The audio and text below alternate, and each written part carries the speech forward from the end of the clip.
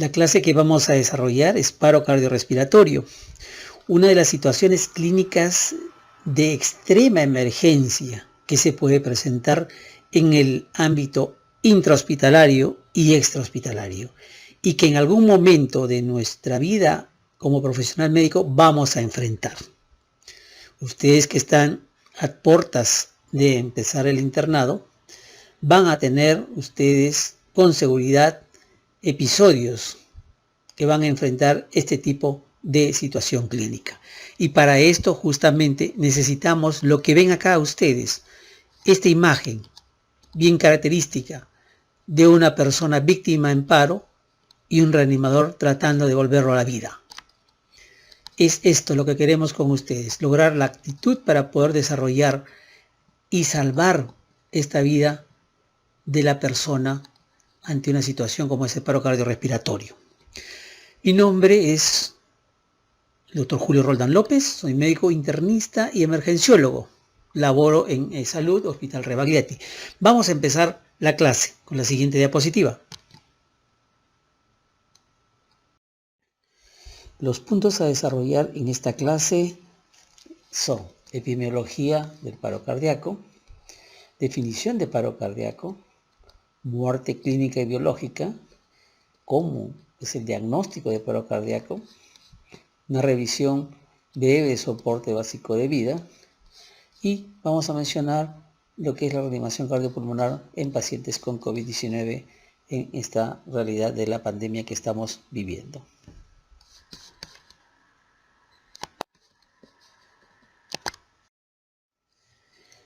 Hablemos sobre epidemiología del paro cardiorrespiratorio.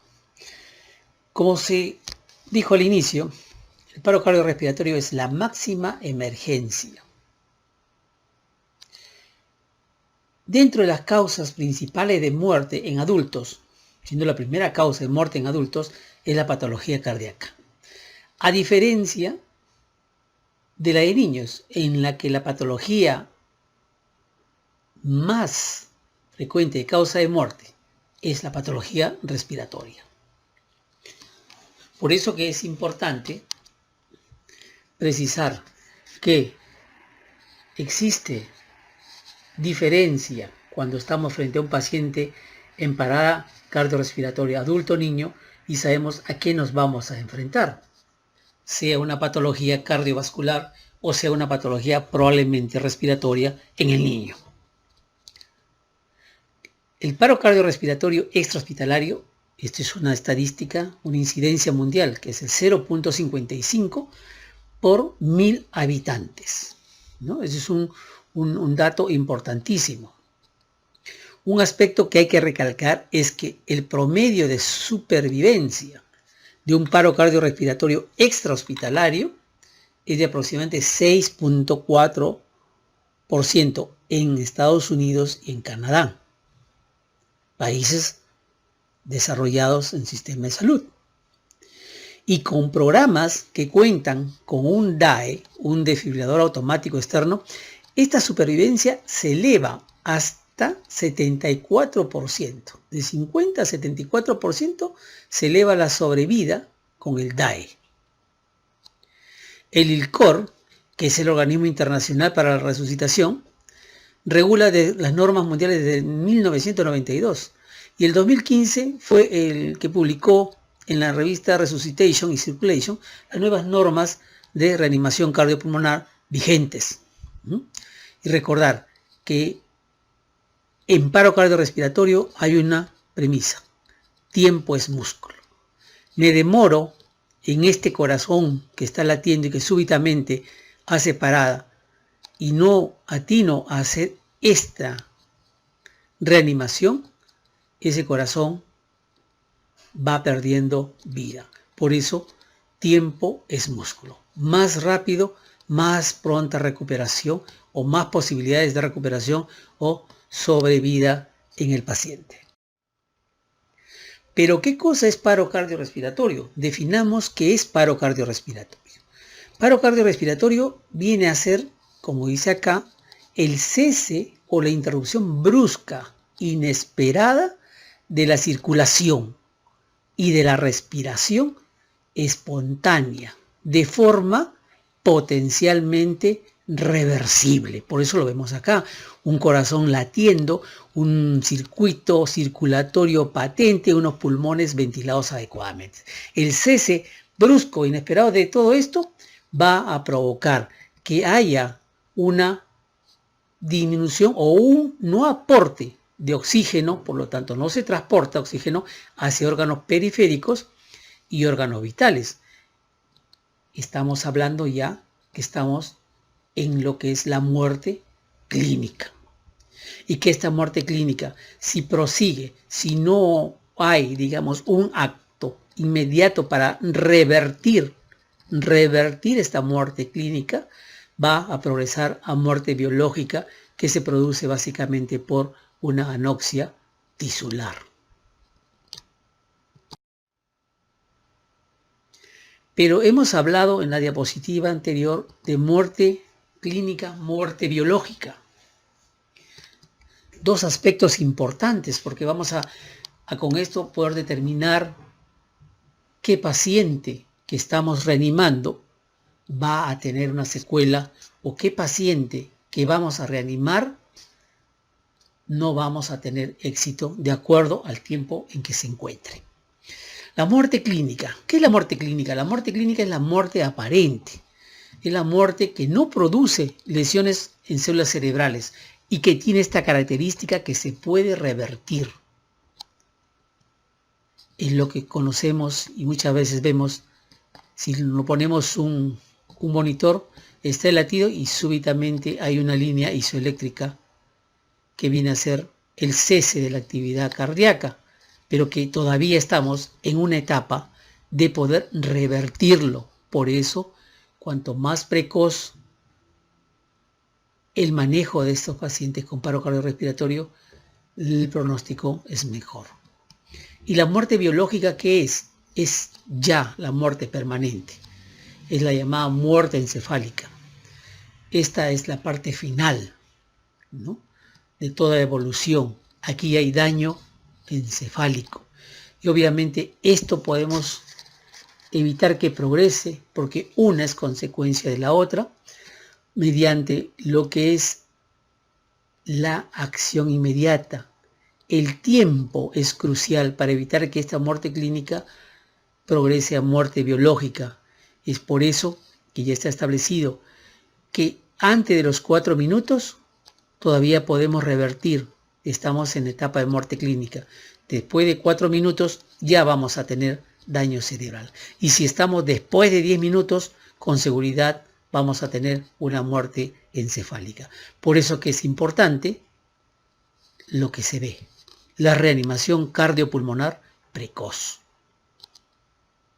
Diagnosticado paro cardiorrespiratorio, reanimación cardiopulmonar precoz puede revertir si estamos dentro de ese tiempo que ha ocurrido la parada cardíaca. Pero cuando estamos frente a un paro cardiorrespiratorio, tenemos que hacer una serie de medidas para poder revertirlo. Es lo que llamamos reanimación cardiopulmonar. ¿Qué cosa es la reanimación cardiopulmonar? No viene a ser más que un conjunto de medidas estandarizadas de desarrollo en forma secuencial que se utilizan para el tratamiento del paro cardiorrespiratorio y cuyo fin es sustituir y reinstaurar la respiración y la circulación espontánea. Lo que ahora se habla bastante del famoso RCE, la reinstauración de la circulación espontánea, ¿no? Eso es reanimación cardiopulmonar. Son esas medidas estandarizadas que todos debemos conocer para poder enfrentar a la persona víctima de paro cardiorrespiratorio. Entonces, la reanimación cardiopulmonar es un esfuerzo encaminado a evitar la muerte de aquellos que no les ha llegado el momento de morir. Una frase, pero lo importante es este concepto de lo que es reanimación cardiopulmonar. ¿Cómo hacemos el diagnóstico de paro cardiorrespiratorio? Para hacer el diagnóstico se requiere de 3 puntos principales. Tiene que estar presente el cese del estado de conciencia, el cese de la respiración y el cese o la ausencia del latido cardíaco. Si vemos acá, obviamente, esta exploración se tiene que hacer en forma rápida, no podemos demorarnos. En menos de 10 segundos debemos determinar si hay un compromiso del estado de conciencia, ¿no? Y eso lo vamos a ver en las láminas siguientes. ¿Cómo es? ¿Qué tengo que hacer para ver si el paciente está inconsciente o no está, o está consciente? Observar la respiración lo más rápido en el tiempo prudencial. El latido cardíaco, ¿cómo lo puedo precisar? Eso va a depender si soy un profesional de la salud o soy un lego o un no profesional de la salud. Obviamente, la facilidad que tenemos como médicos, trabajadores de salud, es que sabemos nosotros tomar el pulso para poder determinar si es que hay o no hay actividad cardíaca. Por eso que es importante que esta secuencia de reanimación cardiopulmonar deba ser conocida tanto por legos y profesionales de la salud, porque todos vamos a enfrentar en un momento determinado un paro cardiorrespiratorio intra o extrahospitalario.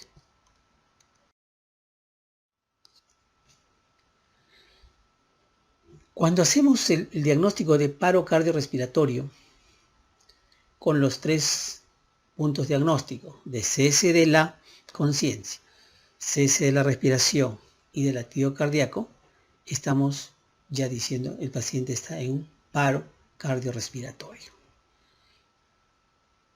Y obviamente se viene a desarrollar inmediatamente lo que es el soporte básico de vida, o BLS en sus siglas de inglés.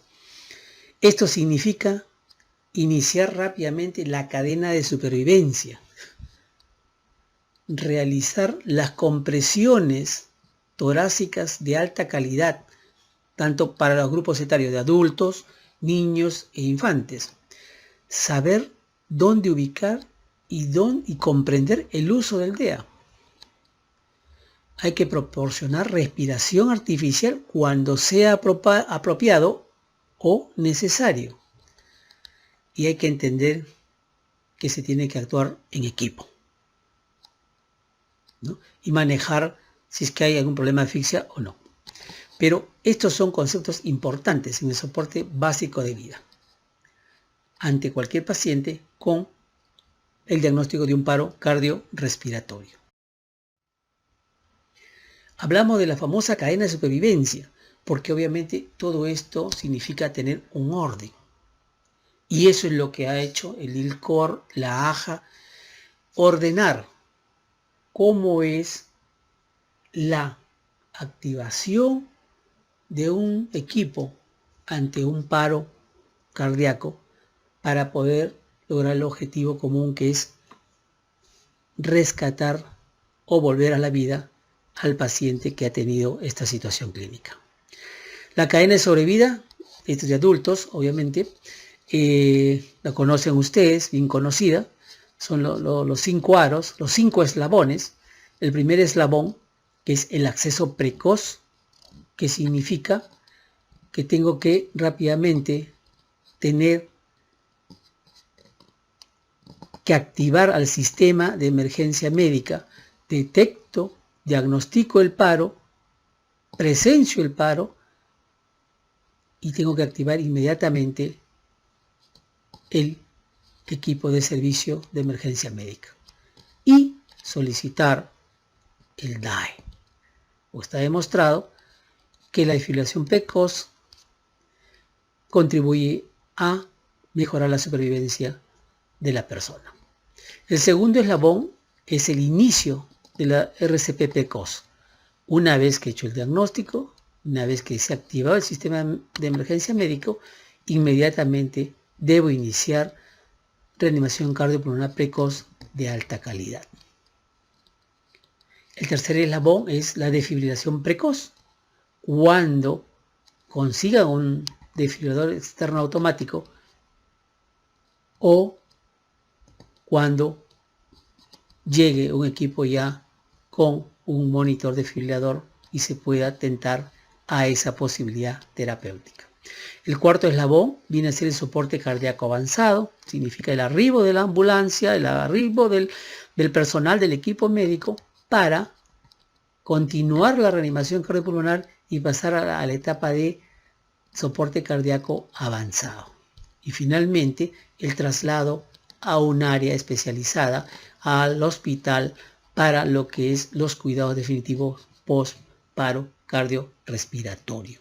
Generalmente que se hace en una unidad de cuidados intensivos.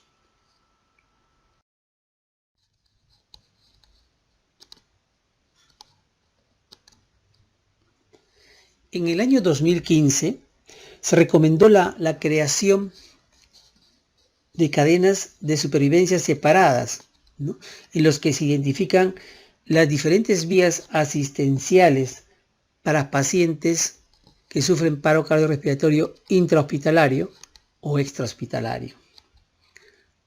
Lo evidente y lo concluyente es que cualquiera sea el sitio de ocurrencia, intrahospitalario o extrahospitalario, terminan en lo que es en el cuidado post parada cardíaca que se realiza en un área hospitalaria y básicamente en las unidades de cuidados intensivos, ¿no? Lo que va a variar es esto de acá, esta cadena previa antes de llegar a UCI, en el intra como el extrahospitalario. En el extrahospitalario, ¿qué significa? El extrahospitalario va a depender dónde sucede la parada cardiorrespiratorio, los reanimadores que puedan estar, digamos, presentes o las personas que puedan estar presentes y que sepan desarrollar la reanimación cardiopulmonar, o sea, va a depender del entorno mismo, ¿no? Va a depender del entorno, va a depender de la ayuda que tengan en ese momento, de la reanimación que realicen, que esperemos que sea de alta calidad, de la desfibrilación rápida, pública que puede dar en otros países del mundo, hay DAE en determinadas áreas, en determinados sitios, y obviamente lo que es los servicios de emergencias médicas básicas y avanzados que acuden al llamado del paro cardiorrespiratorio de la persona.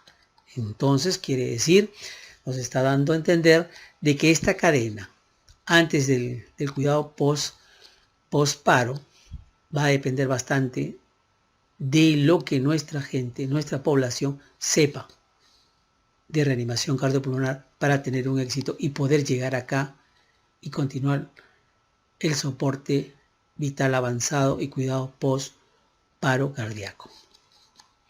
A diferencia de el intrahospitalario, que la cadena no empieza con reconocimiento, activación del sistema de respuesta de emergencia, con RCP de alta calidad inmediata, sino empieza con lo que es un sistema de vigilancia apropiado para prevenir paro. Es decir, que tenemos que tener conocimiento y valorar al paciente o cuál paciente puede desarrollar paro cardíaco de acuerdo a la patología que tenga, estar alertas para detectar, vigilar y prevenir eso básicamente, y el reconocimiento y la activación del sistema de respuesta inmediata. Esto significa aquí lo que es la interacción multidisciplinaria, ¿no? En el hospital hay un paro, puede activarse si tiene un sistema de activación de paro cardíaco, como ya sea un código azul, ¿no? Entonces saben que está ocurriendo un paro y obviamente el equipo multidisciplinario se puede acercar inmediatamente para el apoyo respectivo en el manejo del paciente en parada cardiorrespiratoria. La RCP de calidad, obviamente en forma inmediata. Aquí la desfibrilación es más rápida porque estamos en un ambiente hospitalario, ¿no? Si se detecta rápidamente, se reconoce un paro, se inicia y se va activando el monitor desfibrilador, que si estamos en una intermedia o estamos de repente en un área de hospitalización, puede tener a mano el coche de paro e inmediatamente con él lo que es el monitor desfibrilador para verificar si estamos en un ritmo choqueable o no choqueable. Y finalmente, al igual que el extrahospitalario, va a terminar en el cuidado posparo cardíaco en la unidad de cuidados intensivos. Si ustedes ven acá, esto de acá va a ser una dependencia de vigilancia, esto de acá de un equipo de intervención de paro cardíaco, ¿no? Obviamente, si es que hay alguna actividad que hacer, si este paciente estaba en sospecha de infarto, hace una parada, fibrila, obviamente se demuestra que ese infarto, ese paciente va en forma rápida a un laboratorio de cateterismo y posteriormente a la unidad de cuidados intensivos. Con esto queremos decir que es importante la diferenciación entre lo que es la cadena de supervivencia intrahospitalaria y extrahospitalaria. ¿Mucho más ventajosa la intrahospitalaria? Claro que sí. Tenemos más elementos que podamos usar inmediatamente, a diferencia del extrahospitalario, que dependemos básicamente de nuestros legos o de la persona que sepa reanimar mientras llega la ayuda o mientras llega el DAE para ver si hay una fibrilación ventricular como causa de la parada cardíaca. Pero cuando estamos frente a un paro cardiorrespiratorio, una persona caída, no queremos que esto nos suceda. No queremos estar como este cerebro diciendo, ¿qué hago?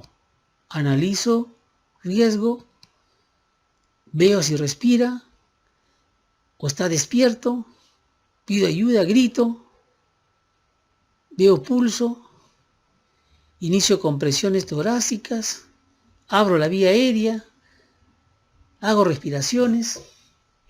Se hace todo un mundo cuando no se está preparado y no se conoce cuál es la secuencia de la reanimación cardiopulmonar.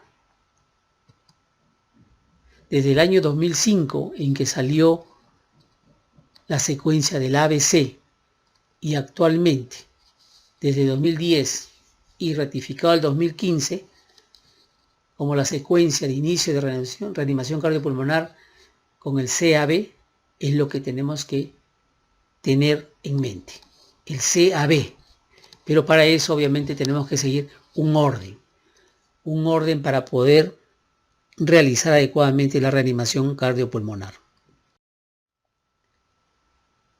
Entonces, como hay un orden, significa que hay un algoritmo, llamado algoritmo simple de soporte básico de vida del adulto, en donde se empieza, obviamente, cuando presenciamos que una persona súbitamente pierde la conciencia, tenemos que verificar que no haya respuesta, que no respire o haya una respiración jadeante o boqueante. Una vez que hemos verificado eso, estamos activando lo que es la respuesta de emergencia, llamar al servicio de emergencia médico. ¿Para qué? Para que inmediatamente comenzar a hacer la reanimación cardiopulmonar y obtener un DEA. O sea, verifico que no hay respuesta, no respira, es un paciente en paro, activo la llamada o la respuesta de emergencia y solicito un DEA y comienzo la reanimación cardiopulmonar hasta que venga el DEA o venga el equipo de salud en rescate. Pero mientras hago la reanimación cardiopulmonar tengo que después monitorizar el ritmo, descargar si es necesario, repetir después de 2 minutos, porque se repite el ciclo, cada 2 minutos vamos repitiendo, vamos reevaluando, ¿hay pulso o no hay pulso? Y tenemos que realizar masajes de calidad, ¿no? Entonces, este es un algoritmo simple. No hay respuesta, no respira o la respiración boqueante, activemos la respuesta de emergencia.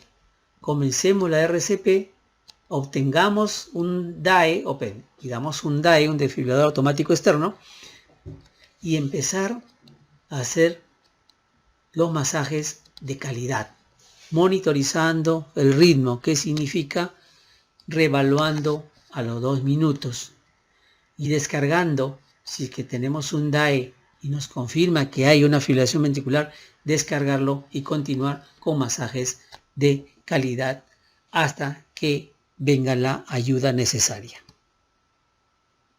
Esto es importante. Los masajes de calidad, lo que ahora y siempre está proponiendo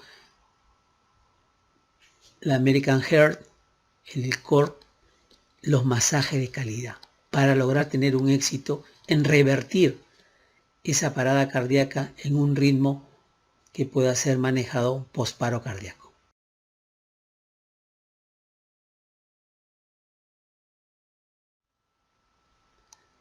Empezamos entonces el primer eslabón.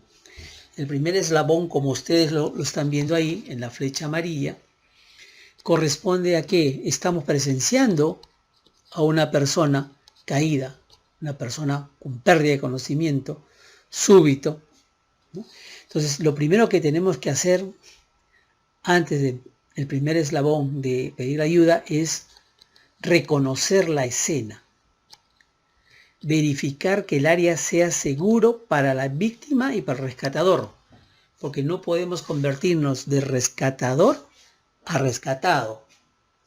Por eso que es importante, en la primera medida, reconocimiento de la escena. Una vez que hemos reconocido la escena, tenemos que ya verificar que el paciente esté en parada cardiorrespiratoria. Entonces tenemos que hacer todo lo que implica el orden de C a B. Pero C no solamente implica compresiones, C implica que hay que chequear varias cosas.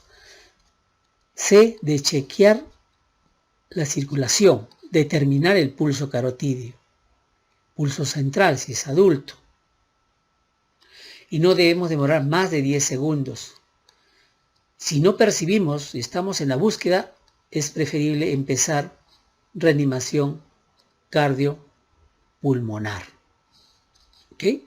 Entonces, cuando ya vamos a empezar reanimación cardiopulmonar, obviamente aquí estamos entrando al segundo eslabón, que es la RCP de calidad inmediata.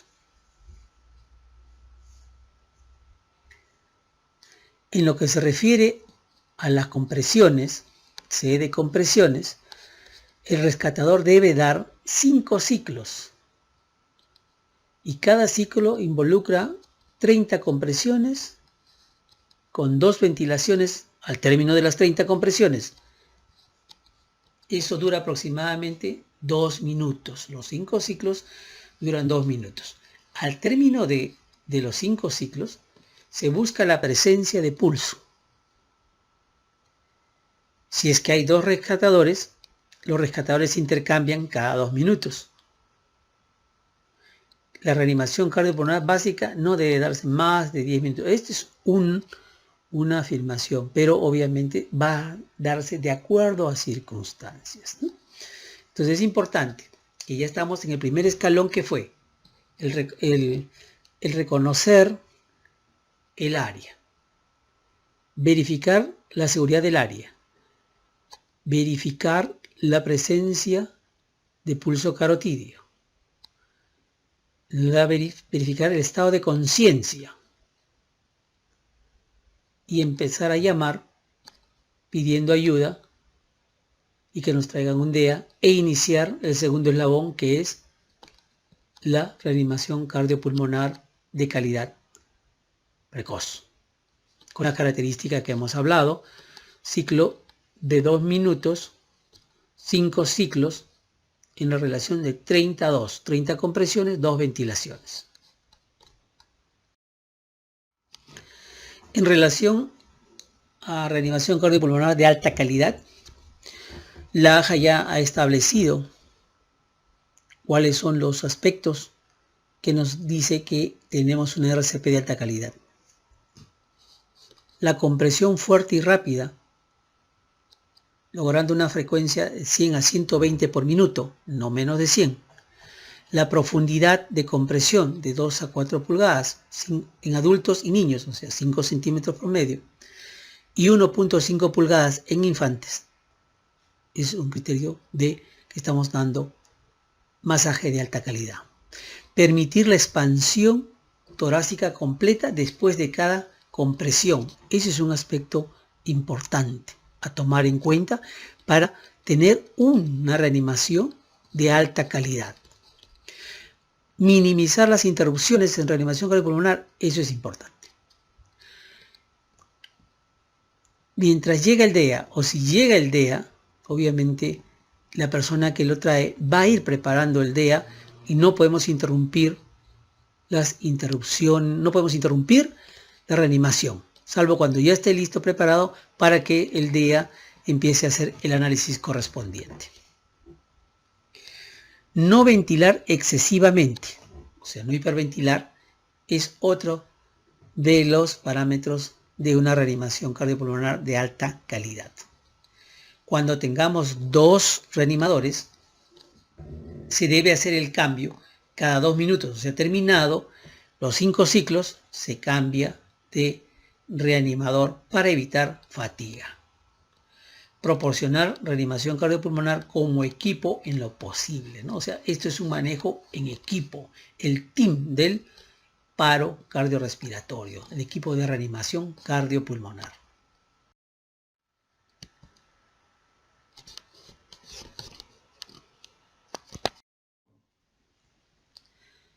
Bien, en esta diapositiva estamos viendo cómo está posicionado el colega para realizar, y acá les voy a mostrar, miren ustedes, les voy a mostrar cómo es el masaje. Miren, está compresión y descompresión, aquí se ve mejor, 5 centímetros, 2 pulgadas debemos hundir y permitir que el tórax descomprima, ¿no? Eso es lo que se busca, la compresión y la descompresión, o sea, una compresión y una descompresión completa del pulmón, lo que va a mejorar esto, el flujo sanguíneo, obviamente cardíaco y cerebral.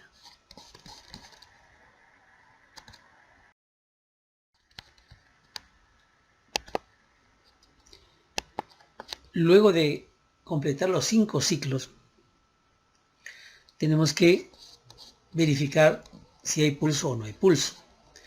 Tenemos que localizar el pulso. Si es en adultos y niños, es pulso central a nivel de la arteria carótida. Si es lactantes, pulso braquial o femoral. ¿Cómo hacemos esta localización? Es muy sencilla. Vemos acá la famosa manzana de Adán, que es el cartílago tiroideo, ¿no? En la cual nosotros apoyamos los 2 dedos, tanto índice y medio, y deslizamos hacia la fosa que se forma con el borde anterior del esternocleidomastoideo. Ahí, colocando los dedos suavemente, vamos a poder precisar si hay latido carotidio o no hay latido carotidio. No debe ser más de 10 segundos el ubicar la presencia de latido carotidio. Si no hay pulso, tenemos que continuar con el soporte circulatorio, o sea, seguimos con masaje cardíaco externo hasta que llegue la ayuda o el DAE para verificar si es que hay o no hay la presencia de fibrilación ventricular en el. Pero cuando hacemos reanimación tenemos que tener algunas consideraciones. Es importante ya conocer que está establecido la agrupación por edades en lo que se refiere a reanimación cardiopulmonar. Lactantes o infantes son considerados todos los menores de 1 año. Niños de 1 a 8 años. Y a partir de 8 años ya son considerados adultos. ¿Cada uno tiene una variante en lo que se refiere a RCP de calidad? Sí, tiene una variante. Básicamente, si ustedes ven acá, en adultos y adolescentes con 1 o 2 reanimadores, la relación compresión-ventilación es la misma, 30-2. En niños y lactantes sí va a variar. Cuando es un reanimador es 30-2 y cuando son 2 reanimadores es 15-2. Esta es la relación ventilación, compresión en niños y lactantes. Es la diferencia. Y eso va a variar obviamente también de acuerdo a lo que veamos. De repente tenemos un niño de 8 años, pero que tiene la contextura de 12, es grande, es alto. va a variar y va a ser también de acuerdo al rescatador.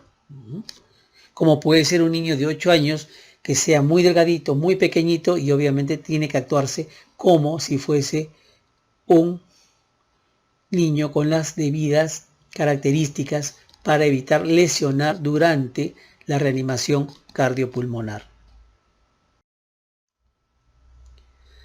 Es importante, hemos hablado la parte de reanimación cardiopulmonar, importante ver la fisiopatología en la reanimación cardiopulmonar.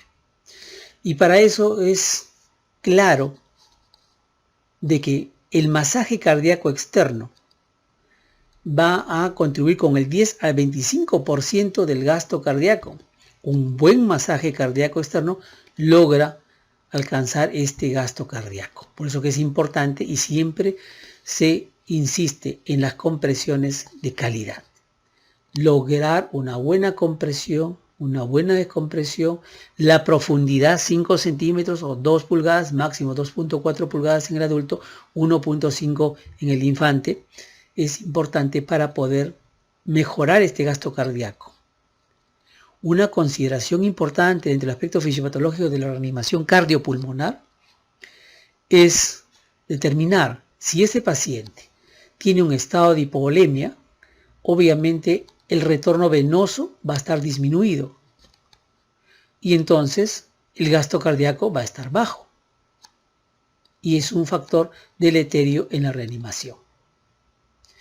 Y además hay que tener en cuenta que cuando estamos ya con un dispositivo de ventilación y provocamos hiperinsuflación, hiperventilamos, por eso que dicen que hay que evitar ventilación excesiva. Si nosotros hiperventilamos, hiperinsuflamos, ocasionamos un aumento de la presión intratorácica. ¿Y esto qué va a conllevar? A que disminuya el retorno venoso y por lo tanto el gasto cardíaco también va a estar disminuido. Otro efecto deleterio que va a provocar que pueda haber una alteración en la reinstauración de la circulación espontánea. A su vez, la alcalosis respiratoria condiciona una mayor fijación ¿de qué? Del oxígeno a la hemoglobina y va a provocar que haya una hipoxia tisular en los órganos vitales, cerebro y corazón. Por eso que es importante no hiperventilar para no causar hiperinsuflación y alcalosis respiratoria, que tenemos dos aspectos que van a ser deleterios. Nos fija la hemoglobina, hipoxia tisular y nos disminuye el retorno venoso por aumento de la presión intratorácica.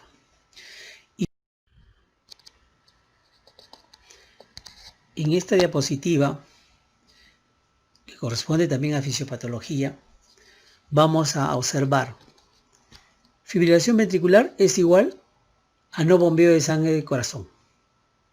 Ese corazón está fibrilando, está como pequeños movimientos de filamentos de músculo que no tienen una contracción eficaz, por lo tanto no hay un bombeo de sangre adecuado. ¿Qué hacemos cuando estamos en reanimación cardiopulmonar? Cuando estamos dando las compresiones torácicas. Las compresiones torácicas de calidad van a aumentar el flujo de sangre a los órganos principales y dentro de ellos al corazón. Por eso que la valoración de una compresión de calidad es cuando tenemos una presión de perfusión coronaria durante el RCP de 10 milímetros de mercurio, que es la que nos va a garantizar la reinstauración de la circulación espontánea. Esto significa que cuanto más compresiones doy compresiones, el flujo sanguíneo va a mejorar hacia la región coronaria y se va a aumentar la presión de perfusión coronaria. Más compresiones, subo más las compresiones, más subo la presión de perfusión coronaria, que debo mantenerla 10 milímetros de mercurio durante el RCP para conseguir una restauración de la circulación espontánea. Y cuando nosotros hacemos la pausa, dan la ventilación, cae la perfusión coronaria y nuevamente empieza a elevarse en la medida que empezamos a realizar las compresiones. A mayor presión de perfusión coronaria, mayor flujo de sangre al corazón. Cuanto más alta es la presión de perfusión coronaria, mayor será la supervivencia del paciente. Otro aspecto fisiopatológico que es importante considerar cuando estamos haciendo reanimación cardiopulmonar. Bien, hemos terminado con la C de compresiones torácicas. Vamos a la letra A. La letra A, que es de vía aérea. Significa la apertura de la vía aérea. Para eso tenemos que hacer unas maniobras de inclinar la cabeza levantando el mentón. ¿Cómo logramos eso? Poniendo la mano sobre la frente e inclinamos la cabeza hacia atrás. No hay que realizar la maniobra de elevar la cabeza e inclinar el mentón. Ojo, ese es un aspecto importante. Hay que manejar esto como si hubiese algún problema cervical, teniendo cuidado de la movilización de la columna cervical. Y si estamos con un paciente víctima de trauma, caída, y tenemos sospecha de que hay una lesión de columna cervical, tenemos que realizar la tracción mandibular inferior, ¿no? Eso significa coger el ángulo del maxilar inferior bilateral, levantarlo hacia adelante y hacia arriba para que protruya y pueda alinear la vía aérea.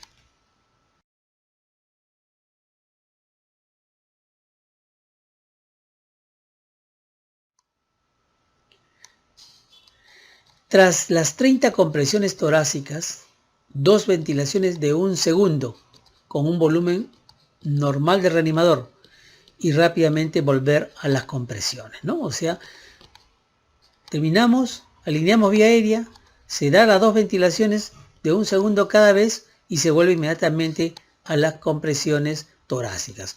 Se da la respiración y se va a ver la expansión del tórax. Tenemos que ver la expansión del tórax.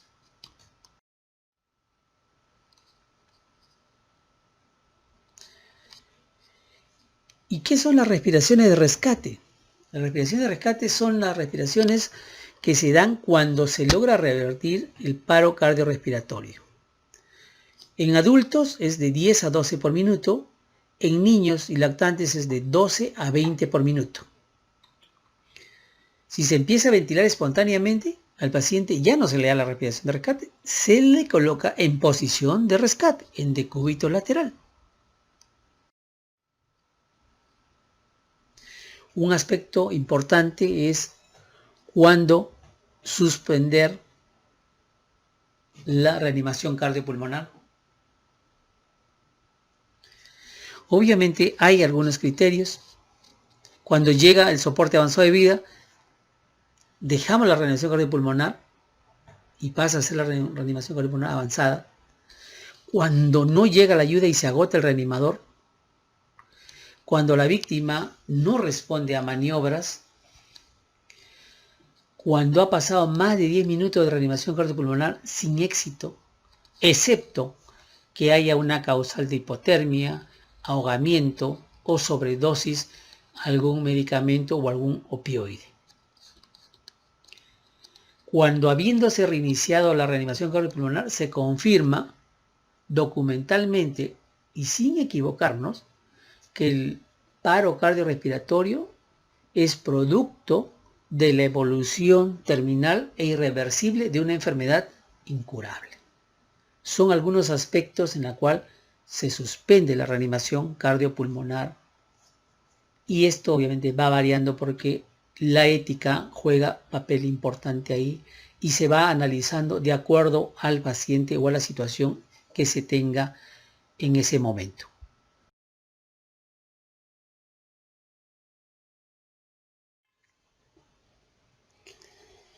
La clase que vamos a desarrollar es paro cardiorrespiratorio.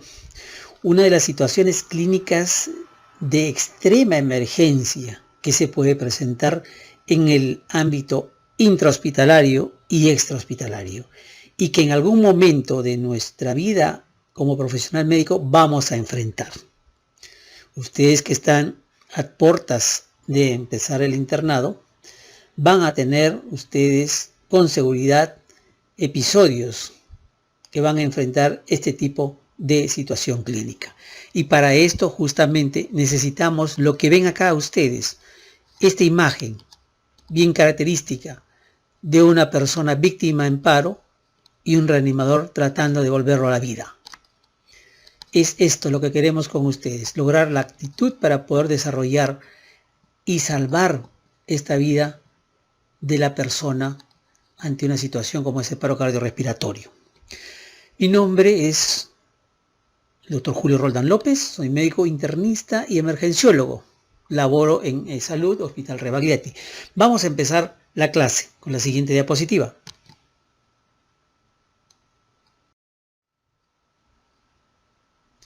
Un aspecto importante es cuándo suspender la reanimación cardiopulmonar. Obviamente hay algunos criterios. Cuando llega el soporte avanzado de vida, dejamos la reanimación cardiopulmonar y pasa a ser la reanimación cardiopulmonar avanzada. Cuando no llega la ayuda y se agota el reanimador, cuando la víctima no responde a maniobras,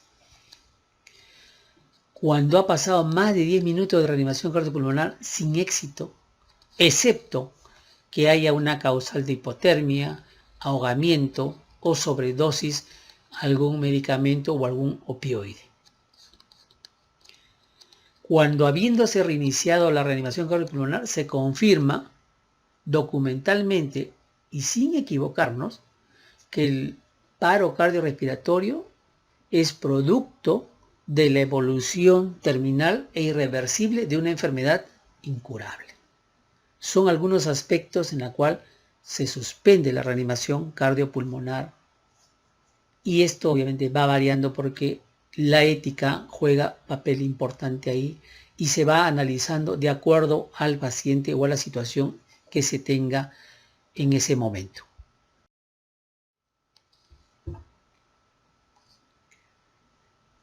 Estamos entrando al tercer eslabón, que es la desfibrilación precoz. La desfibrilación precoz es el tercer eslabón, que es el elemento importante en la reanimación cardiopulmonar cuando se tiene un DEA a mano en el ámbito extrahospitalario. En este caso, hablamos de desfibrilación precoz cuando tenemos ritmo de paro choqueable. El ritmo inicial más frecuente del paro cardiorrespiratorio es la fibrilación ventricular, seguido de la taquicardia ventricular sin pulso. Y el tratamiento más efectivo de la terapia es la terapia eléctrica.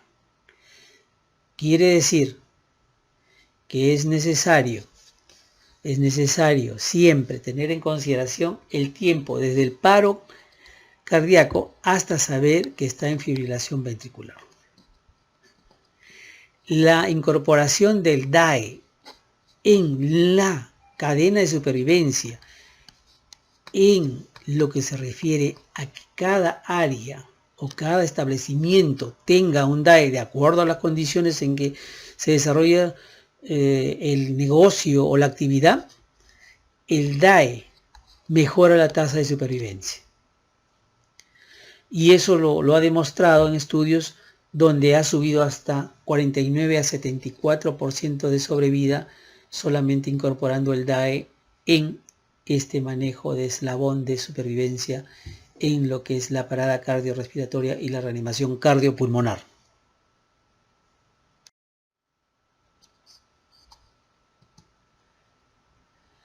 Pero tenemos dos tipos de desfibriladores. Al hablar de desfibrilación precoz, dos tipos de desfibriladores. Los desfibriladores externos y los desfibriladores internos. Los desfibriladores externos, lo que conocemos todos, que es el DAE, el desfibrilador automático externo, ¿no? Que es lo que vemos acá, que pueden ser automáticos y semiautomáticos. El automático es aquel dispositivo que colocamos al paciente y la máquina se encarga de todo. Se colocan los parches y la máquina dice que va a descargar, da la orden respectiva y procede.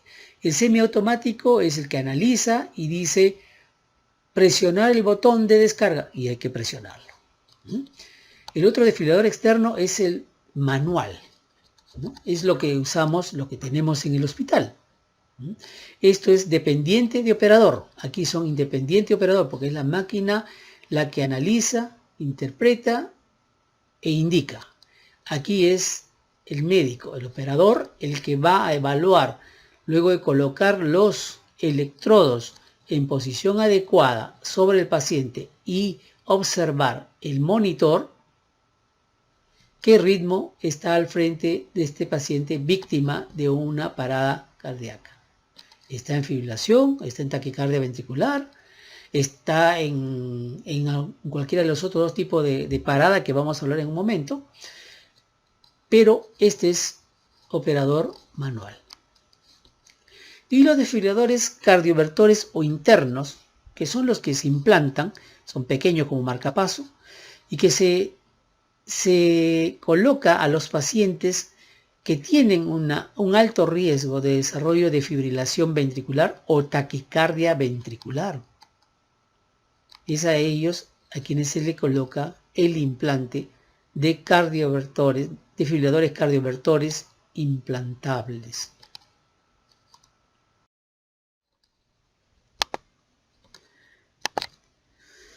Como estamos dentro del tercer eslabón de la cadena de supervivencia, la desfibrilación precoz, eso nos dice pues que cuando tenemos un paciente que estamos reanimando, víctima de parada cardiorrespiratoria, la única manera de poder precisar qué tipo de parada cardíaca es mediante el uso del monitor.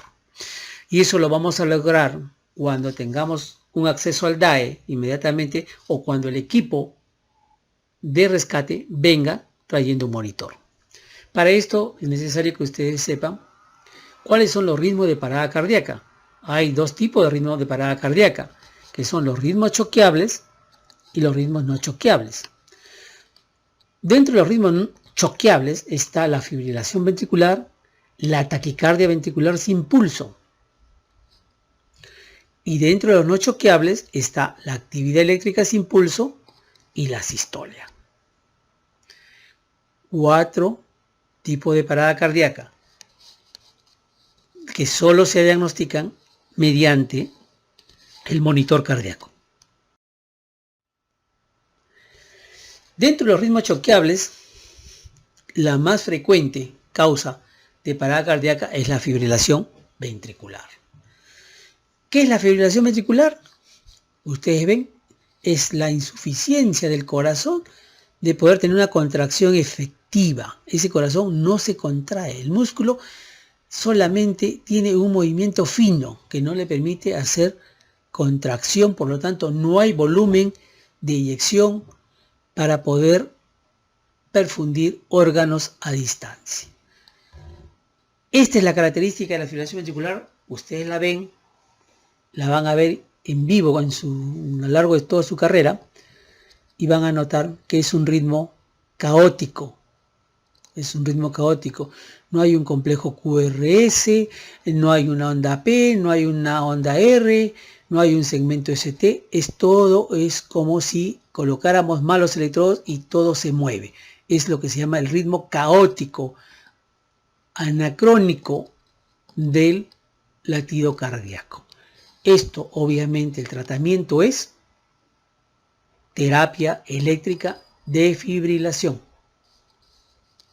Y el otro ritmo choqueable, la taquicardia ventricular sin pulso, es una característica principal de que son complejos anchos, QRS anchos, ¿no? Monomórficas, ¿qué significa? Que son iguales. Y que la característica de la taquicardia ventricular sin pulso.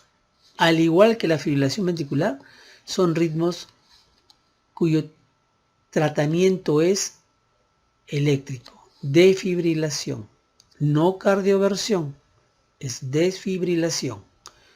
Van a saber la diferencia en la clase de arritmias, que es cardioversión, que es desfibrilación. Pero aquí es desfibrilación, porque no tenemos una actividad que nace de un nodo sinusal y sigue todo el recorrido eléctrico del corazón. No, aquí se perdió. Por eso que es un ritmo caótico, por eso que acá no encuentra entrada al ritmo sinusal y obviamente la única forma de revertirlo es mediante un shock eléctrico. Y los ritmos no choqueables, lo que ustedes están viendo ahí, la actividad eléctrica sin pulso, ¿por qué se caracteriza? ¿Por qué? Porque estamos dando reanimación cardiopulmonar y empezamos a ver en el monitor que hay un complejo cardíaco definido con su complejo QRS, su onda P, su onda T, pero que cuando verificamos presencia de pulso no lo encontramos. Por eso hay actividad eléctrica, no hay pulso. Actividad eléctrica sin pulso. Un ejemplo de esto puede ser que una hipovolemia severa, un shock hipovolémico severo, una hemorragia severa. El corazón sigue late para poder bombear, pero no hay sangre efectiva. Entonces, esta es la actividad eléctrica sin pulso. Presencia en monitor de complejo de latido cardíaco, pero no efectivo para provocar la presencia de pulso. Y el cuarto ritmo no choqueable es la sistolia. La sistolia obviamente es la línea isoeléctrica del latido cardíaco. No hay actividad cardíaca. Cero actividad cardíaca. No hay ni fibrilación. O sea, está cero. Ese corazón está detenido.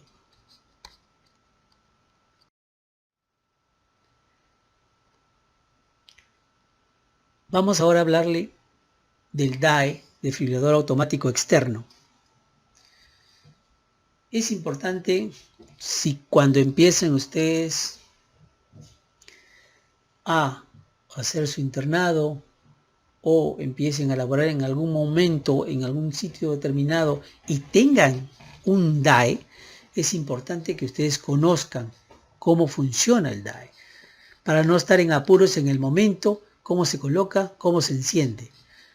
El DAE, todo DAE tiene un botón de encendido, da una voz de órdenes, tiene un botón de descarga y tiene los parches o almohadillas que se colocan en las regiones indicadas, en la región infraclavicular derecha y en la región lateral o precordio izquierdo, ¿no? Entonces, esto de acá es importante. Ustedes tienen un DAE en algún centro donde laboran, tienen que conocer cómo es el funcionamiento de ese DAE ante cualquier situación, si se pudiese presentar. Cuando se va a usar el DAE tenemos que tener en cuenta que donde se encuentre el paciente debe estar en condición adecuada. No debe haber líquidos, no debe estar mojado. Hay que encender el DAE. Hay que preparar el área del pecho. Se colocan los parches. Una vez que se colocan los parches, el DAE empieza a analizar. Y si es necesario, la descarga eléctrica la va a emitir. Si es automático, va a indicar que se retire. Si es semiautomático, va a decirle presione el botón de descarga. Y ustedes presionan el botón de descarga, obviamente, siempre a distancia del paciente, no cerca. Una vez que descarga, inmediatamente se reinicia el RCP. Se sigue realizando la reanimación cardiopulmonar. Este es el monitor desfibrilador manual externo. Este es el que tenemos en el hospital y la mayoría de hospitales lo tienen. Va a variar en la forma, el color, pero las funciones son las mismas. Siempre, como les repito, todo equipo que tengan a la vista tienen que conocerlo. para cuando tengan la oportunidad de usarlo, no estén en contratiempos de no saber cómo encenderlo, ¿no? Igual acá el monitor desfibrilador manual, igual que el DAE, se coloca, pero es dependiente del operador. El operador es el que coloca, el operador es el que programa, y si hay dos, puede uno estar programando la cantidad de joules y el otro va a hacer la terapia eléctrica de desfibrilación o cardioversión. En este caso, de desfibrilación, ¿no? Entonces, ahí es un aspecto importante en la cual este aparatito nos titula. En un rato vamos a ver lo que son los monitores monofásicos y los bifásicos. Entonces, aquí está el área de carga, ¿no? Cuánto de joules le voy a dar. Esta es la pantalla que me permite visualizar la cantidad de joules que voy a programar, y cuando está listo emite un pitito que nos dice que ya estamos en condiciones de poder descargar a este paciente. Lo que veníamos hablando, el monitor desfibrilador manual puede ser monofásico y bifásico. ¿Cuál es la ventaja de uno? ¿Cuál es la ventaja de otro? Es la siguiente. El monofásico nos da cargas altas, 300, 360 joules. Y la dirección es de una paleta a la otra, generando pues una alta cantidad en joules, y que puede provocar algunas complicaciones. Y la bifásica es la que emite la descarga de una paleta a otra y retorna. Por eso que lo hace o usa menor cantidad. Las bifásicas van de 150 a 200 y eso va a depender del productor del monitor. Cada uno va a decir, mío da 150, el mío da 200, ¿no? En el monofásico es 300 a 360. Si tenemos un monitor de 360 joules, es monofásico, es más antiguo. El bifásico, 150 a 200 joules.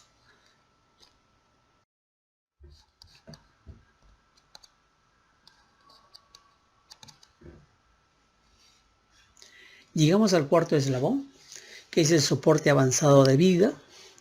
Acá consideramos 4 aspectos importantes. La A de vía aérea, B de breathing, que es ventilación, C de circulación y D, que es de desfibrilación y diagnóstico diferencial. En lo que se refiere a la letra A, es mantener la vía aérea abierta en el paciente inconsciente. Hay que considerar una vía avanzada, o sea, una intubación orotraqueal o endotraqueal, que es la intubación, es la vía aérea definitiva. Y si estamos ya en una vía aérea avanzada, hay que hacer un monitoreo con lo que es el capnógrafo de medición cuantitativa. En relación a ventilación, tenemos que dar oxígeno al 100% para tratar de mantener una saturación de 94 o más por ciento. Hay que evaluar la ventilación efectiva con la capnografía. Debemos tener entre 10 a 20 milímetros de mercurio. No hay que ventilar en exceso por los aspectos fisiopatológicos que hemos mencionado. En lo que se refiere a la circulación, hay que obtener un acceso ya sea endovenoso o intraóseo. No vía central. No entra la vía central en este aspecto. El endovenoso o el intraóseo son las dos vías en las cuales debemos manejar a estos pacientes. Hay que monitorizar el ritmo cardíaco, ver cómo está latido, cuánta frecuencia tiene, hay arritmia, no hay arritmia. Hay que administrar fluidos de ser necesario. Hay que usar medicación cardiovascular, tipo adrenalina, miodarona, etcétera, u otros que se utilizan en lo que es la reanimación cardiopulmonar avanzada o el soporte de vida cardíaco avanzado. En lo que se refiere a la parte de la letra D, hay que identificar las causas reversibles, o sea, el diagnóstico diferencial. Aquí hay que hacer una historia previa para determinar un diagnóstico diferencial y pensar en las 6H, 6T, para ver si alguno de ellos ha sido potencialmente la causa de la parada cardíaca. Evaluar la defibrilación versus la medicación, ¿no? Son aspectos que hay que considerar en el ACLS. Estas son las 6H y las 6T, las causas reversibles de arresto cardíaco que entran a tallar dentro del diagnóstico diferencial cuando estamos en esa parte del soporte cardíaco avanzado de vida, ¿no? En donde tenemos que hacer diagnóstico diferencial. La 6H, hipovolemia, hipoxia, H de acidosis, ¿no? Hipo o hipercalemia. Hemos visto casos de pacientes que entran en paro, en parada cardíaca y son pacientes renales, o son pacientes que están debutando con una falla renal, con una hipercalemia severa, estados de hipoglicemia, hipotermia. Y la 6T, estábamos hablando de taponamiento cardíaco, la otra T es de neumotórax, atención, toxinas, o sea, envenenamiento, trombosis coronaria, cuadros coronarios agudos, trombosis pulmonar, dos tromboembolias pulmonares masivas, y el trauma, todavía no reconocida, pero está dentro del trauma, haciendo estudio si es una causa de arresto cardíaco como potencial T en estos tipos de pacientes.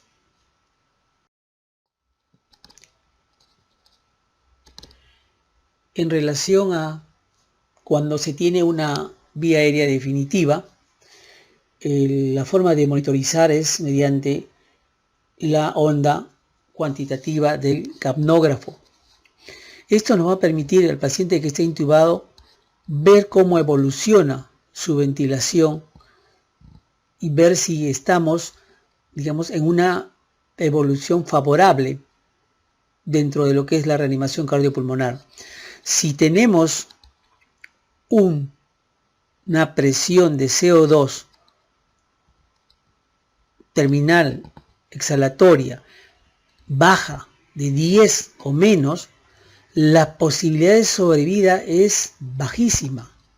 A diferencia de que si tenemos presiones entre 10 a 20 o más de 20 milímetros de mercurio, va a mejorar la sobrevida y nos está diciendo que está habiendo una buena ventilación, y si estamos en masaje está habiendo una compresión de calidad.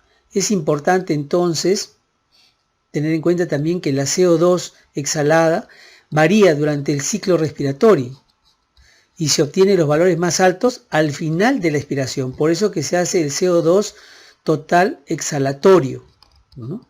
Entonces, cuando ya tenemos un valor alto, por encima de 20, ya estamos hablando de una restauración de la circulación espontánea.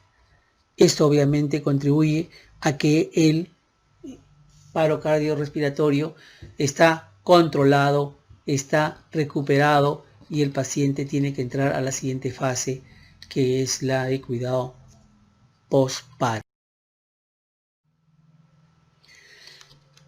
Pero en ACLS, en soporte cardíaco avanzado, tenemos una serie de fármacos que se usan con frecuencia. Esta es la tabla que ustedes ven. El medicamento de más uso, obviamente conocido todos, adrenalina, amiodarona como antiarrítmico,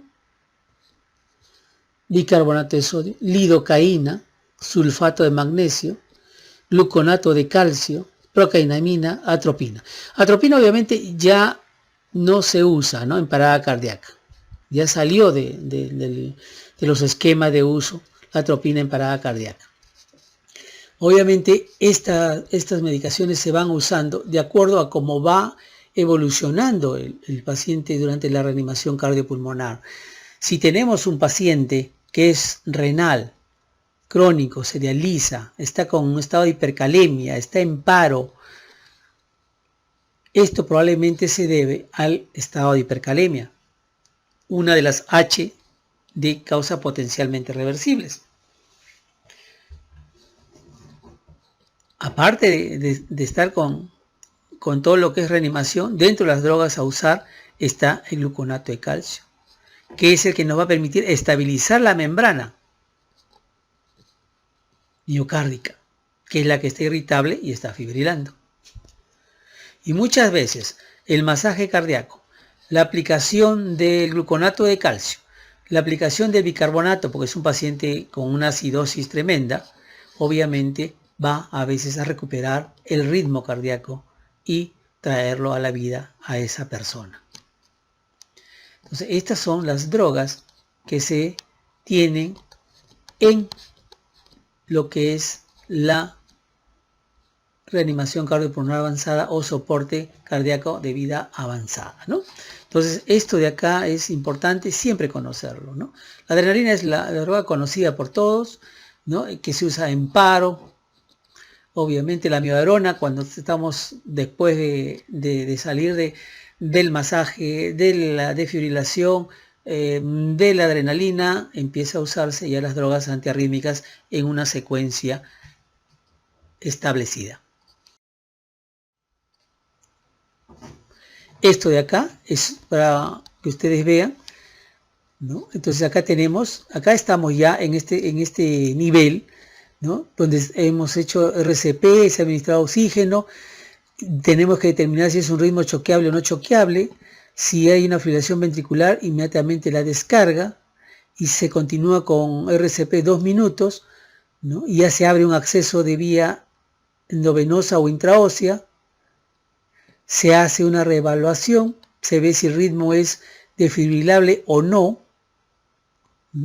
Si es desfibrilable, se vuelve a descargar, se hace la reanimación cardiopulmonar y se empieza a usar la adrenalina 1 miligramo cada 3 a 5 minutos, que es lo que más o menos dura cada evaluación o reevaluación del ritmo.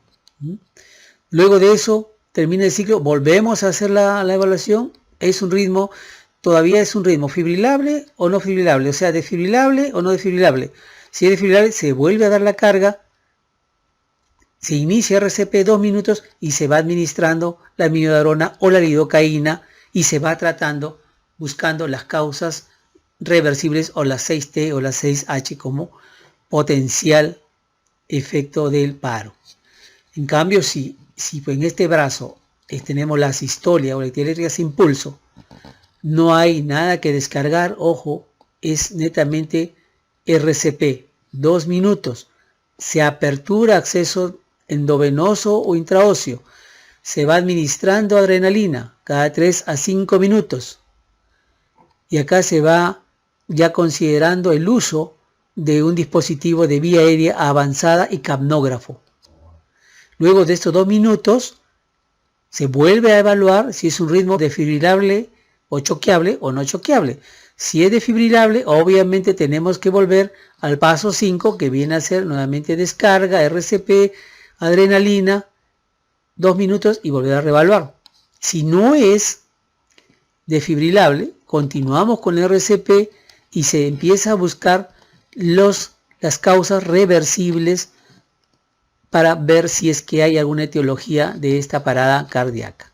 Y después de 2 minutos nuevamente se vuelve a hacer la reevaluación si estamos o no frente a un ritmo choqueable o no choqueable, ¿no? Si no es choqueable y si no existen signos de retorno de circulación espontánea, tenemos que volver nuevamente a la reanimación, ¿no? Y esperar a que haya una restauración de la circulación espontánea para pasar a la etapa siguiente de cuidado post paro cardíaco. Aquí a la derecha van a ver los fármacos de elección, ¿no? Los fármacos que se usa, la adrenalina, la miodarona. ¿Cuánto se usa miodarona? 300 miligramos en bolo, ¿no? La segunda dosis de 50%. La lidocaína, con su dosificación de 1 a 1.5 miligramos por kilo de peso. Cuando hay dispositivo, vemos si se usa la intubación endotraqueal o un dispositivo supraglótico avanzado, un combitubo o una maja de laringia. Hay que hacer uso del capnógrafo, ¿no? Y una vez que está colocado ya el dispositivo, ojo, esto es importante, el manejo de la vía aérea, la administración de la ventilación es 1 cada 6 segundos, o sea, 10 ventilaciones por minuto. Las compresiones son continuas, no es que hago el 32, sino compresiones continuas y cada 6 segundos una ventilación, o sea, 10 ventilaciones por minuto. Es un aspecto que hay que considerar, ¿ok? Bien, y cuando tenemos ya el retorno de la circulación espontánea, vamos a tener pulso y presión arterial, a ver un aumento así súbito, mayor de 40 en el cronógrafo del CO2 total exhalado. Y vamos a tener, cuando se hace monitorización intraarterial, la onda de presión arterial espontánea, ¿no? Estos son los criterios de retorno de circulación espontánea, o sea, pulso y presión arterial, aumento del CO2 total exhalado, mayor de 40, y la onda de presión intraarterial espontánea. Bien, y acá en la calidad de reanimación cardiopulmonar, para nuevamente reiterar: comprimir fuerte, al menos 5 centímetros, 2 pulgadas, rápido, de 100 a 120, permitir una expansión torácica completa, reducir mínimo las interrupciones en las compresiones, evitar ventilación excesiva. Si hay 2 rescatadores, cambiar cada 2 minutos para no agotarse. Si no se usa, digamos, dispositivo avanzado para la vía aérea, la relación es 32. Y hay que usar capnógrafo cuantitativo, obviamente. Si tenemos menos de 10, tenemos que mejorar la reanimación cardiopulmonar, porque la tasa de sobrevida es baja. Bien, los monitores o la energía que se descarga, de preferencia bifásica, ¿no? La recomendación depende del fabricante de cada monitor bifásico, que va entre 120 a 200 joules, y los monofásicos que ya no se usan, que son de 360 joules. Y el quinto eslabón, el último eslabón, después de haber ya hecho que el paciente recupere o restaure circulatoria espontánea, viene el cuidado post paro cardíaco inmediato. Esto se da pues inmediatamente, lo que decimos, recuperación de la circulación espontánea. Ahí tenemos que optimizar la ventilación y oxigenación. Hay que mantener una saturación más de 94. La vía aérea, si no se ha hecho la vía aérea avanzada, hay que hacerlo y usar capnógrafo, no hiperventilar. Tratar los estados de estabilidad hemodinámica. Si hay hipotensión, hay que dar fluidoterapia.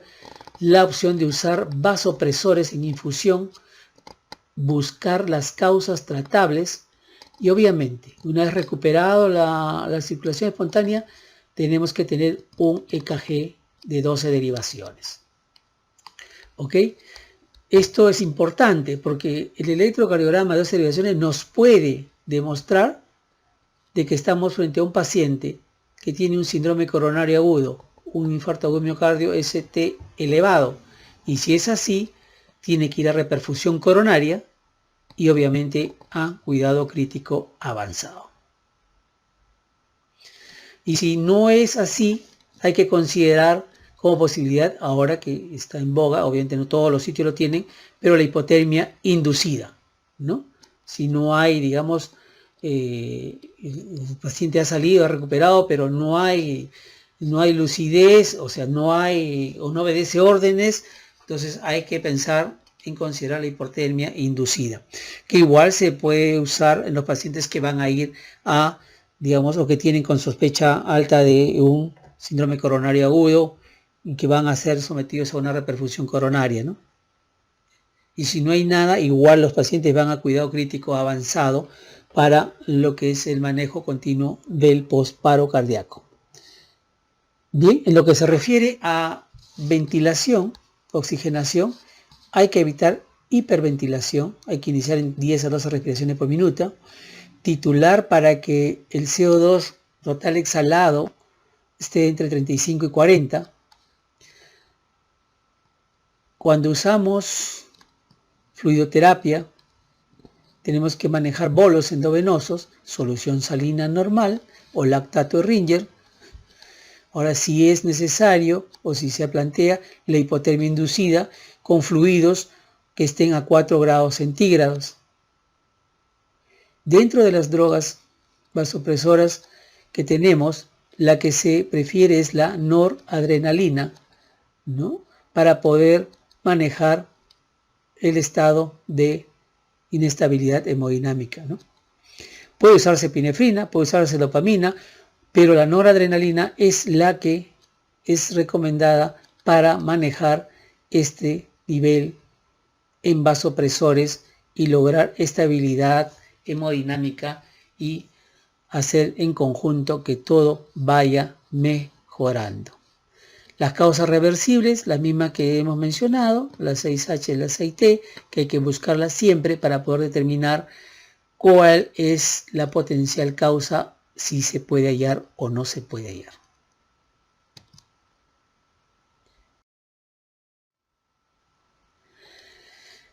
En estos momentos no podía faltar en que teníamos que hablar un poco sobre lo que es esta pandemia del COVID-19. Y esto no escapa, obviamente, a lo que es RCP. Como ustedes saben, el SARS-CoV-2 es un virus muy aerolizante y de fácil diseminación. Es por eso que todo cambió con la llegada del SARS-CoV-2 y el COVID-19. Toda nuestra vida cambió. Nuestra vida normal y nuestra vida médica. Nuestro actuar normal y nuestro actuar médico en circunstancias diferentes de COVID. Por eso que el elemento importante en esta pandemia es evitar la contaminación innecesaria. Y ustedes saben que cuando hay una reanimación cardiopulmonar, desde que existe masaje cardíaco de alta calidad y la respiración, 2 respiraciones en la relación 30-2, el riesgo de contaminación es altísimo.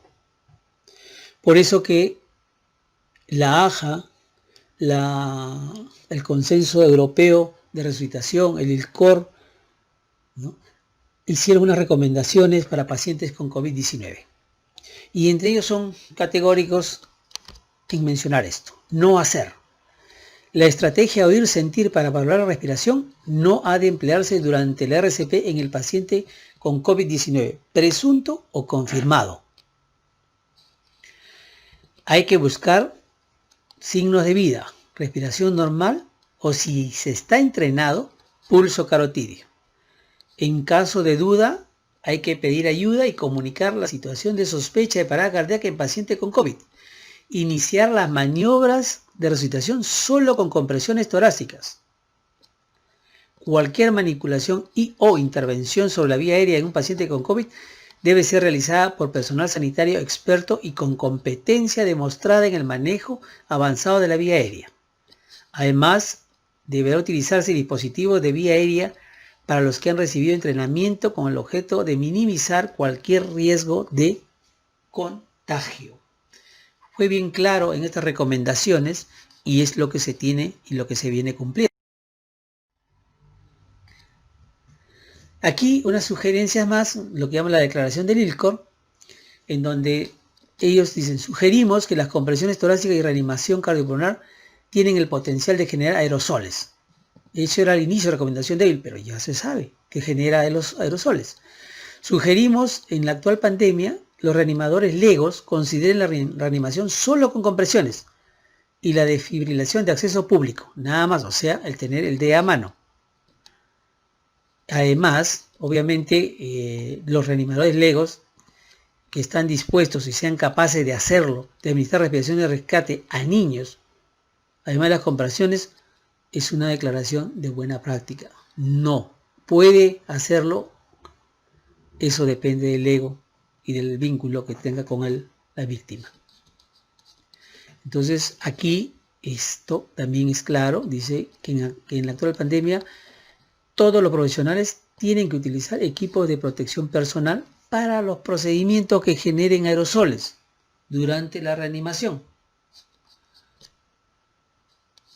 Por eso que siempre, actualmente los hospitales, si ustedes lo visitan, todos los médicos que están en el área COVID, que son denominados así, están con equipo de protección personal, todos. Y la reanimación, obviamente, no escapa a ello y tienen que realizarlo con todo el protocolo debido. Entonces aquí tenemos, por ejemplo, los principios generales de resucitación en pacientes con sospecha COVID o confirmados. Este es un consenso, AJA, la Asociación Americana de Anestesiología, la Asociación el Colegio Americano de Emergencia y la de cuidado crítico respiratorio, ¿no?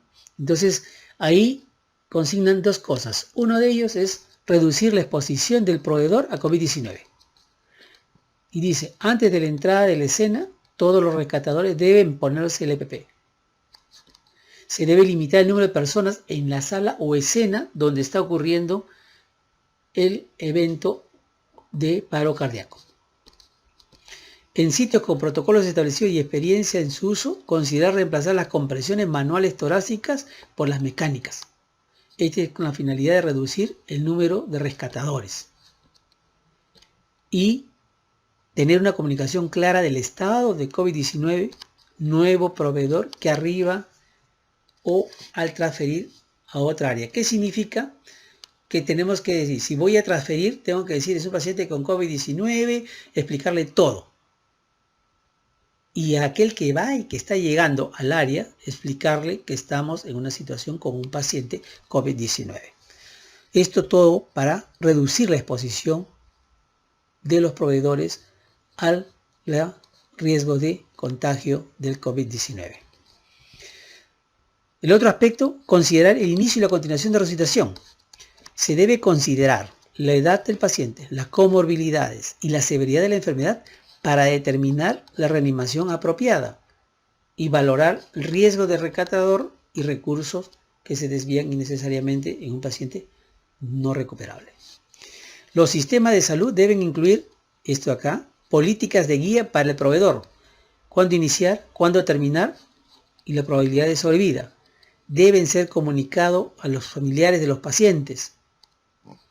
Y en la alternativa, la terapia extracorpórea de RCP, no hay datos suficientes en los pacientes con COVID.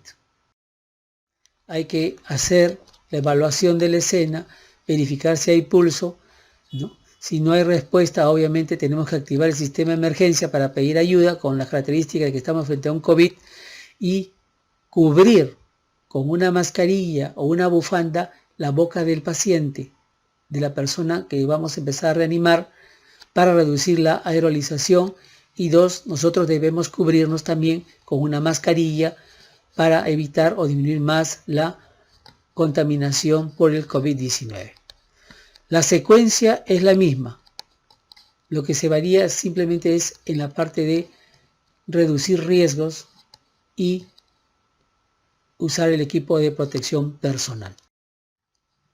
Igual es acá, ¿no? Entonces igualito es el ACLS igual.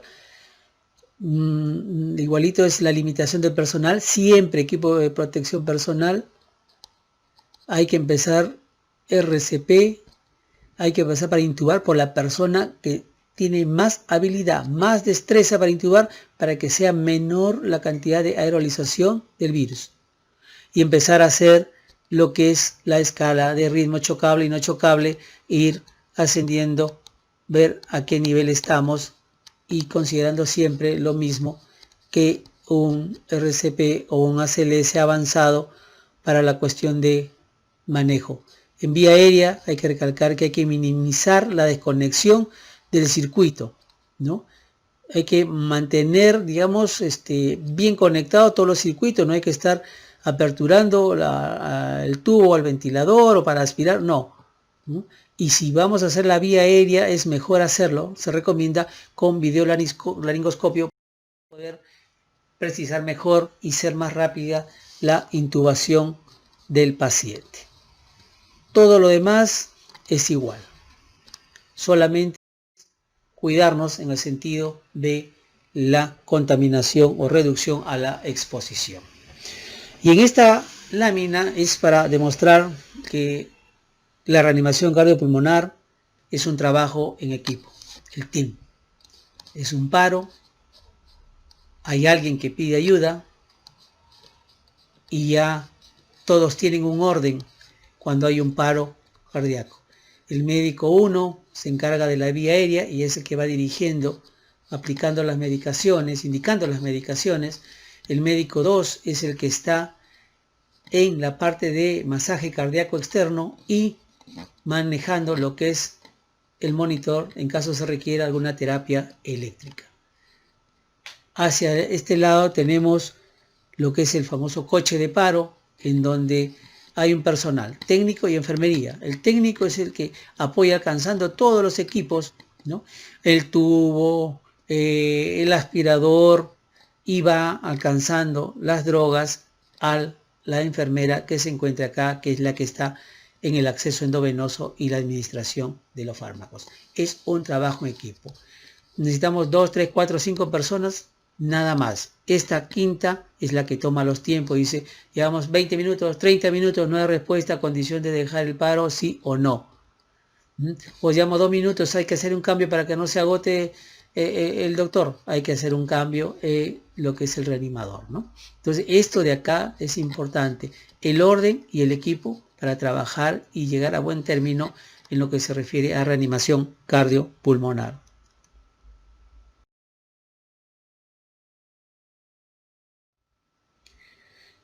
¿Cuáles son las conclusiones a que hemos llegado? Obviamente queremos tener este corazón así activo, vivo, y tenemos que tener presente siempre. Existen 4 tipos de ritmo de parada cardíaca. Ya lo saben. Fibrilación ventricular, taquicardia ventricular sin pulso, actividad eléctrica sin pulso y asistolia. La cadena de vida involucra 5 eslabones. El tiempo es prioritario en RCP. Tiempo, músculo, corazón salvado. Nunca hay que dejar de aplicar RCP básico. Hay que hacer un masaje cardíaco de calidad. Existen diferencias que son sutiles en los grupos etarios, pero que hay que considerarlo cuando enfrentamos a determinada edad un paciente en la cual tenemos que hacer reanimación cardiopulmonar. La defibrilación es importante en RCP avanzado para fibrilación ventricular o taquicardia ventricular sin pulso. Y hay que recordar siempre las causas reversibles de paro cardiorrespiratorio, las H y las T. Bien, eso es todo. Gracias.